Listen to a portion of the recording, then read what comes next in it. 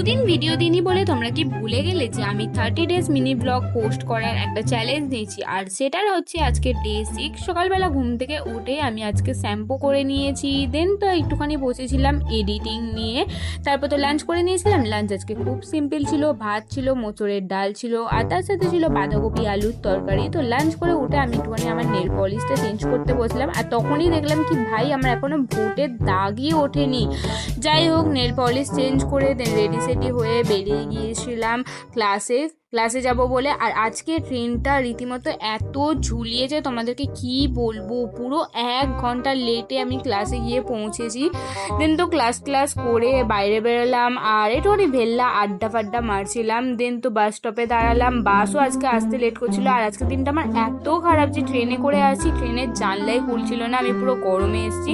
আর এদিকে তো আমাদের এখানে সব বৃষ্টি হয়ে ভেসে গিয়েছে। বাড়িতে এসেই তো আগে আমি ফ্রেশ হয়ে নিয়েছি, স্নান টান করে নিয়েছি। দেন মা চাউমিন বানিয়েছিল, সেটা দিয়ে ডিনার সারলাম। So that was it for today.